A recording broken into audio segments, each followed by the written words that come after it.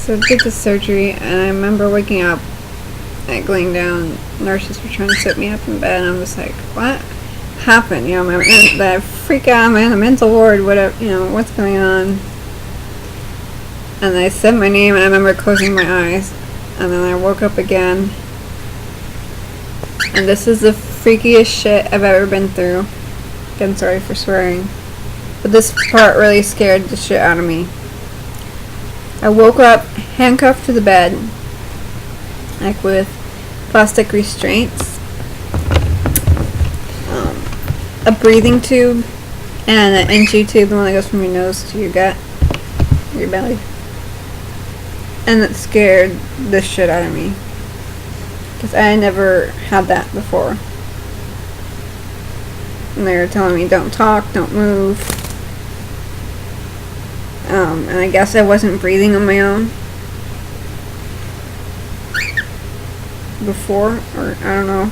Because I remember them saying something, oh, you're breathing on your own now, I think a bit later. Because they were going to take it out. And taking it out sucked, by the way. I guess there's a balloon that just, and they have to deflate that, and then it's like you feel like you're gonna vomit when it's coming out, like, or gag. Oh, this is horrible. I just want to gag thinking about that. Same with the NG tube. NG tube wasn't as bad because I didn't have to. Oh, I don't even want to think about that. It's just a friggin' nightmare. But anyways, I guess what had happened is, when you have a surgery or your body becomes injured, your body makes adhesions to help you heal with that. And I guess mine kind of overdid it on the adhesions. And the bowel got stuck in there, like between the adhesions. And so they had to clean out the adhesions. And the doctor said you definitely needed this surgery. Because what happened was most of my common channel was dead. And that's why I had a temperature in the hospital, which I think I forgot to mention. I had a temperature, and I never get temperatures. My normal temperature is like a 97, so for me to have a temperature, it's pretty bad. I'm just thinking, what? You know, I never get sick.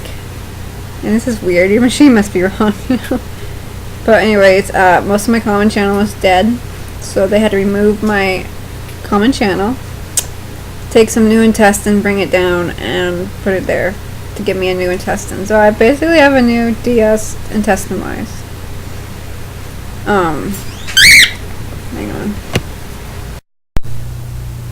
Alright, sorry about that. I had an interruption. Someone came over. Anyways, we got the one bird out here now. We're just hanging out. Wanna say hi? You were saying hello a minute ago. Hello. You're gonna be camera shy.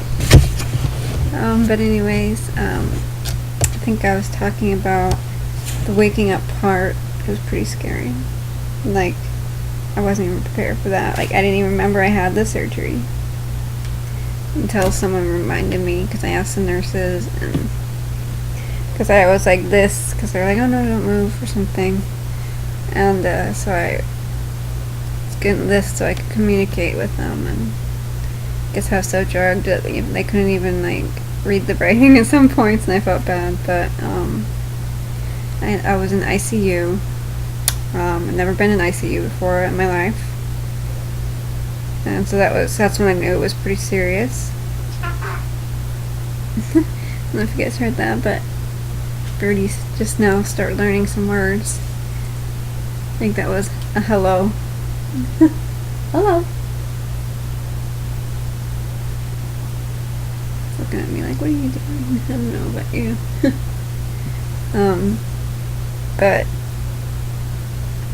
that's when I knew it was pretty serious, was waking up in the ICU like that. I mean, literally scared the shit out of me. And I was there by myself, you know, I didn't know what was going on. The whole ordeal was pretty scary. Before surgery, before the weight loss surgery, you know, I'd read bowel obstructions could happen, but I didn't know this is how bad a bowel obstruction is. Like I said before, I was in the hospital for about 3 weeks. And it's pretty bad. I did have some complications with the surgery later. But I was pretty jarred in ICU. My husband came to visit me, but I don't even remember him visiting me, kind of thing. I was in PO for about a week and a half, maybe more. I can't remember exactly. No, maybe it was 2 weeks. Like I said, the drugs, man, it messes you up. But anyways, ICU was nice. You had like a nurse just sitting in the room with you the whole time. So if you needed something, you know, they're right there. And I think they were able to get the pain under control at that point. And then I got moved to the med surge floor like a week later, which is I think after the ICU. And at that point they had found a complication. I guess I had an abscess, because they cut me open pretty good. I'll try to show the pictures here.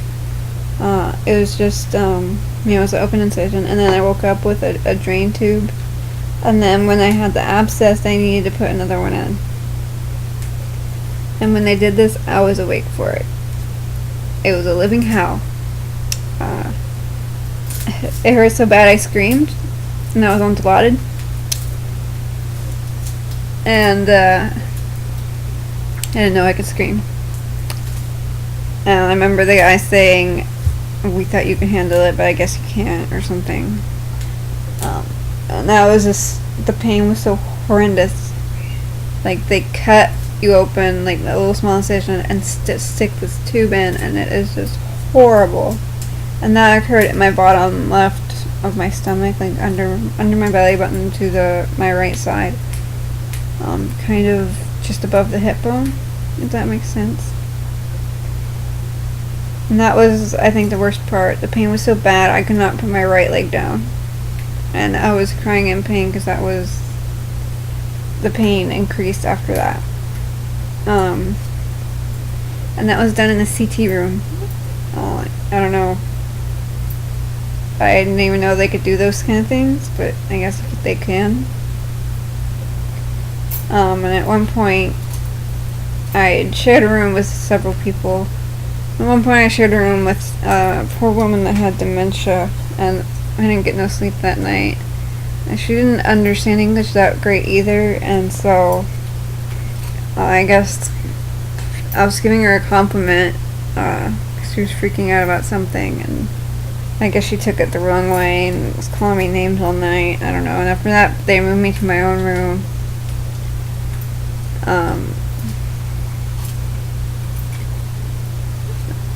I didn't really get any visitors down there. Like, my husband came to see me that one time, but that was it. I don't know. Like, 3 days before this happened, we said we were going to get divorced, but now it's just kind of up in the air. I feel like me almost dying 3 days after we say that's kind of a sign of maybe I need to reevaluate things. I don't know.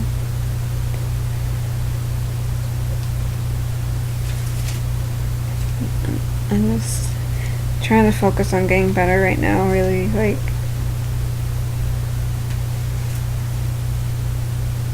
can't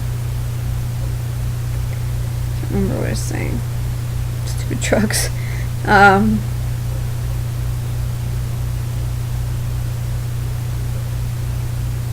Yeah, and then when I was on the med surge unit, it was a nightmare. And like that the general doctor that comes and sees you was one that did not like narcotic pain meds, and just thought you can just take you off of your pain meds even though you're in a lot of pain. Like, I was in level 8 pain for a few days because she refused to give me the correct medications.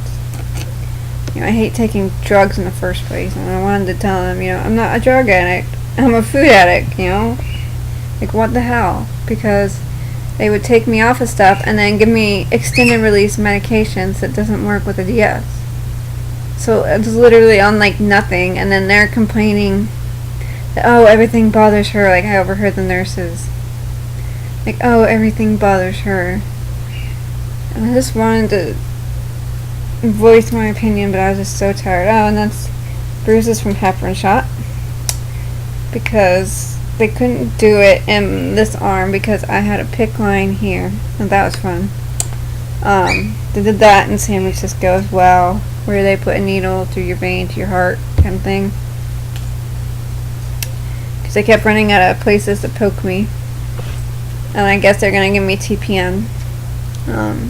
San Francisco, they gave me TPN with lipids, because of, I guess, with the DS and stuff, you need lipids. What are you doing, crazy? Head upside down, and I don't know. See if you can see this crazy bird over here. You're gonna put your head upside down now? What are you doing? Crazy, crazy.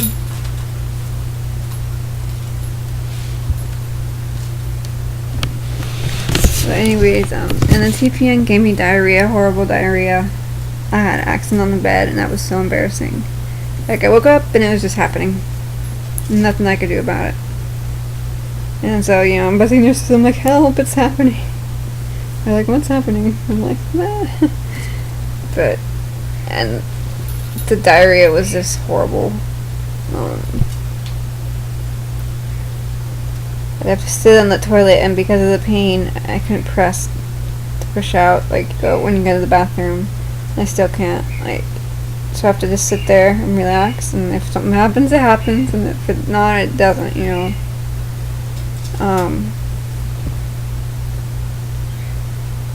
But they use the PICC line for the TPN. And I guess the TPN's loaded with carbohydrates, which with the DS will give you diarrhea like crazy. And then they ended up transferring me back to Sacramento for pain control, and I was told it's TPN with lipids, and I was worried because they don't understand the DS. That if they could write them a note, and they said, oh, it'll be in the notes. Well, they didn't give me lipids, so I started to get really pissed at this point. Because again, they're just like telling me I had a gastric bypass. I said I didn't have a gastric bypass, I had a DS, and oh, same thing. No, it's not. And I guess I started nagging at the nurses because it pissed me off, because I'd be on the toilet and they forced me to get off of the toilet in the middle of pooping, so they could give me a Dilaudid. And I was just not happy with that, because I just wanted to go to the bathroom, you know. And that happened a couple times. They told me I had to get off the toilet. I was on there too long. But whatever. And then they weren't giving me lipids, and then I said, I don't know, I think I got mad and said, if you actually read the notes, the progress report, you know, I need lipids. And they were just rude to me after that, but maybe I deserved it, I don't know. Nobody likes a cranky patient. Anyways, never got the lipids. The food they gave me was low fat, so pretty constipated right now. Pretty horrible food. Nutritionists kept coming in every day, and they didn't understand, and doctors didn't understand. Gave me things like chicken breast when I finally got to solid food. Hello. And like boneless, skinless chicken breast, and you know, I kept telling them I need 120 grams of fat a day or I'm gonna get constipated. Now they want to put me on some laxative. I don't know, but I just can't get even, I can barely get like a shakedown, you know. I have like the same stomach and everything, but it just feels like I get reflux easily, and I get nauseous, not nauseous so much, but just like a kind of feeling, and you just can't eat, you know. You can't put anything in your stomach because you just feel, you know, maybe it is kind of nauseous, but So they didn't give me vitamins down there either. I think I mentioned they just stopped giving me my antidepressants, so I guess I'm off for that. They only gave me my reflux medicine once a day, but I just found out my insurance will only cover it once a day instead of twice a day. Excuse me, hiccups. And sorry, I don't know why it's hiccuping now. But this last hospital, they got the pain under control, but it was a nightmare, like with everything else. So I think the bulk hospitals kind of sucked, honestly.